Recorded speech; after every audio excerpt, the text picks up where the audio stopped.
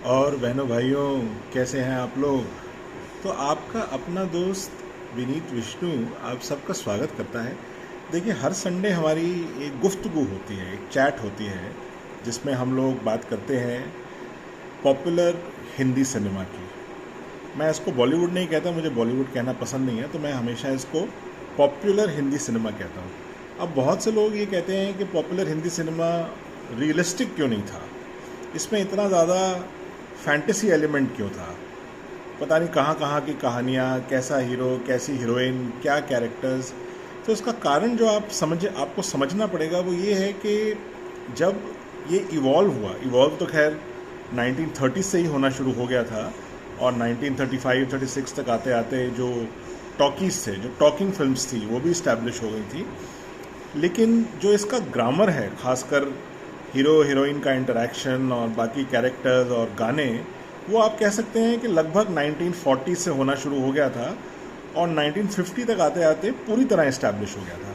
अब आप सोचिए कि एक आम हिंदुस्तानी की ज़िंदगी क्या होती थी, खैर अभी भी क्या होती है, पर अगर उस ज़माने की हम बात करें तो क्या होती थी। आप मान लीजिए कि जैसे मैं रहता था अशोक विहार में, नॉर्थ दिल्ली में, तो आपकी कोई शॉप है, आपका नाम है छगनमल, या आपका नाम है बनवारी लाल, या आपका नाम है चुन्नी लाल।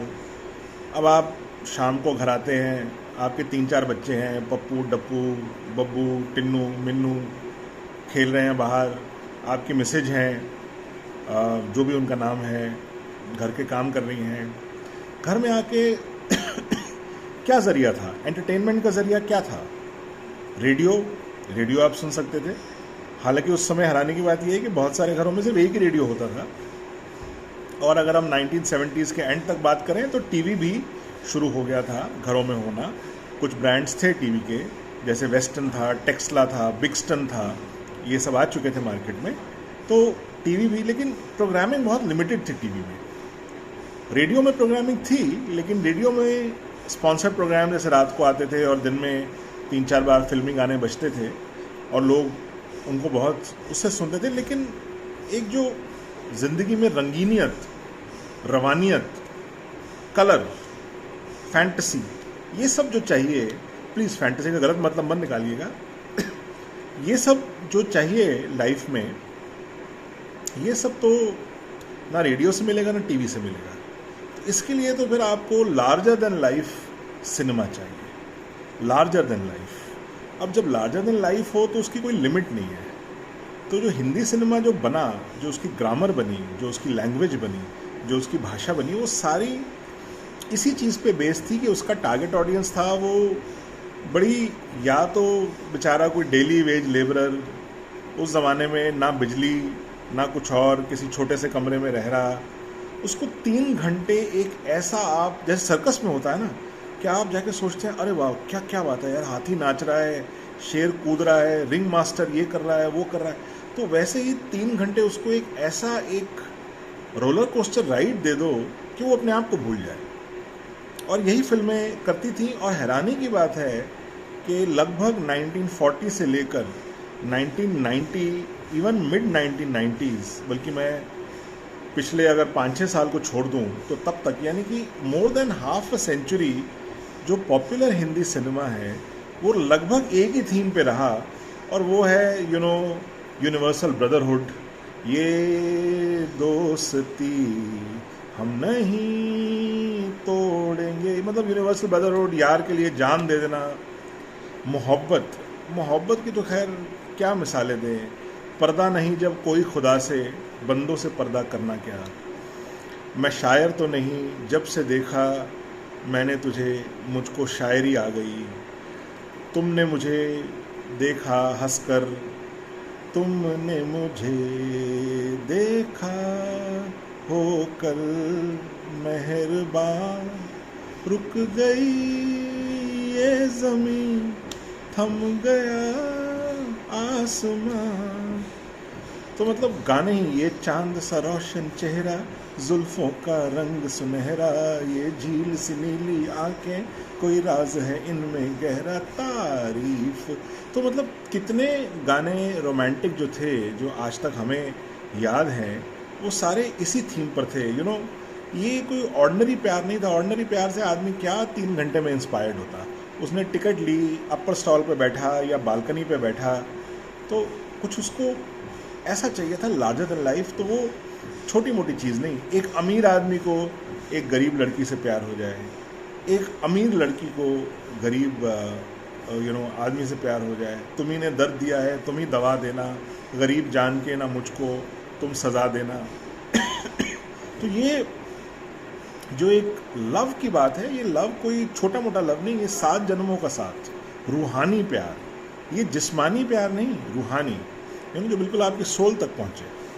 तो ऐसा लव तो चाहिए ही चाहिए था। तभी लोग इंस्पायर्ड होते हैं ना कि भाई वाह देखो, हीरो जो है इसके पास सब कुछ है, शहजादा सलीम, लेकिन अपने पिता यानी कि अकबर को डिफाई करके एक कनीज़ अनारकली के पास जा रहा है। अब उससे कुछ कहानी बनती है ना।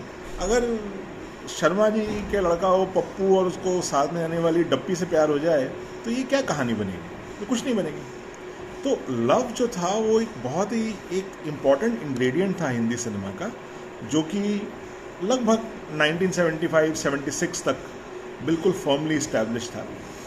फिर उसके बाद जैसे हम कहते हैं सोशलिज्म, सारी जो फिल्म्स बनती थी वो इस बात पे बनती थी कि अमीर लोग जो हैं उनमें दिल नहीं होता, और गरीब लोग जो होते हैं उनकी इज़्ज़त उनको प्यारी होती है, उनको पैसे से प्यार नहीं होता।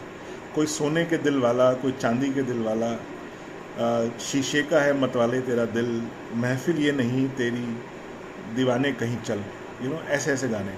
खून पसीने की जो मिलेगी तो खाएंगे, नहीं तो यारो हम भूखे ही सो जाएंगे, दौलत हराम की है ये किस काम की, खा लो कसम इससे हाथ न लगाएंगे।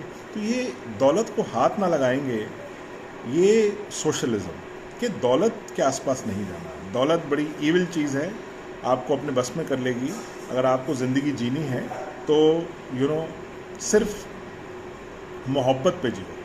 तो ये सोशलिज्म उसका एक बहुत दूसरी बड़ी चीज़ थी। और तीसरी बड़ी चीज़ जैसे कि मैंने कहा वो था एक फैमिलीज़ के अंदर एक रिबेलियन। अब अगेन जैसे कि हमारी सोसाइटी है उसमें रिबेलियन तो कहाँ होता है। आज के ज़माने में भी जब पेरेंट्स कहते हैं कि बेटा हमारे जानने वाले हैं उनकी बेटी ने ये किया हुआ है, तुमने ऐसा किया हुआ है, जोड़ी बड़ी अच्छी जमेगी, शर्मा जी ने भी कह दिया, गुप्ता जी ने भी कह दिया, भल्ला साहब ने भी कह दिया, टिम्मू ने भी कह दिया, पिंटू ने भी कह दिया, तो शादी कर लेते हैं लोग, राइट। तो लेकिन फिल्मों में इससे उल्टा, फिल्मों में डिफाई करके फैमिली को प्यार करने वाले कहीं कभी डरते नहीं, जो डरते हैं वो प्यार करते नहीं। मतलब एक गुंडे की शादी एक पुलिस वाले की बेटी के साथ हो रही है। तो जितना आप उसमें सोच सकते हैं परिवार को डिफाई करना, उतना उसमें था। अब ये सब करने के लिए बहुत ज़रूरी था, क्योंकि सोसाइटी इस तरह की थी कि हीरो का एक ऑल पावरफुल होना। तो हीरो का जो कैरेक्टर बना वो ऐसा बना कि सुपरमैन भी घबरा जाए उससे। मतलब हीरो ऐसा कि नौकरी भी करता है, खेल कूद में भी आगे है, पढ़ाई में भी फर्स्ट है, एक सोशली कॉन्शियस भी है कि माँ आज तेरा बेटा बैडमिंटन में भी फर्स्ट आया, बैडमिंटन में भी फर्स्ट आ गया, माँ आज मैं तेरे बेटे को एक गरीब आदमी मिला और उसने उसको खाना दिया और मैंने उसको खाना दिया। तो सोशली कॉन्शियस, मतलब एक ऐसा बंदा जो कि आप सोच ना सके कैसा बंदा।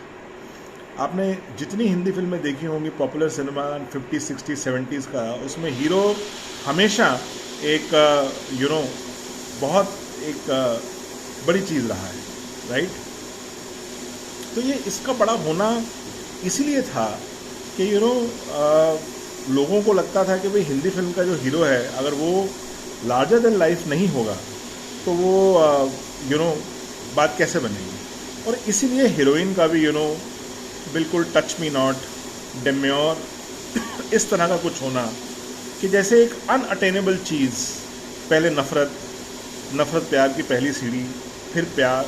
तो ये सब जब आप सुनते हैं तो बड़ा एब्जर्ड लगता है, आपको बड़ा अजीब लगता है, इलॉजिकल लगता है। लेकिन जब ये आप स्क्रीन पे देखते हैं और वो भी एक सेट पैटर्न के अंदर जिसको आपको पता है कि क्या होगा, but still you want to see कि किस तरह होगा।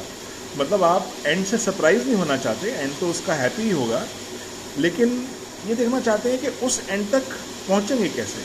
तो ये एक बड़ा एक डेफ्ट फॉर्मूला था कि आपको एंड तक पहुंचाने का। अगर आपको वो फिल्म याद हो, वक्त 1965, आप में से कुछ लोगों ने देखी हो, कि सब लोग जाके एंड में एक प्रोलॉन्ग कोर्ट रूम ड्रामा के बाद जाके मिलते हैं वहाँ पर। तो हिंदी सिनेमा का ऐसा ही था।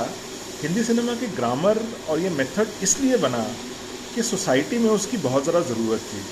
जैसे जैसे सोसाइटी थोड़ी सी प्रोग्रेसिव होती गई और प्रोग्रेस करती गई 1990s में आके, और फॉरेन सिनेमा आसानी से अवेलेबल हो गया, तो लोगों को समझ में आ गया कि भाई ये क्या दिखा रहे हो हमें, ये क्या है कि ये हीरो जो है ये बिल्डिंग कूद जाता है, 4 गुंडों को पीट देता है, वो हीरोइन जो है वो टच मी नॉट है, ऐसा सुना होता है। तो तब लोगों की डिमांड बढ़ी कि थोड़ा सा फिल्मों में रियलिज़म भी आना चाहिए, और वो आना शुरू हुआ।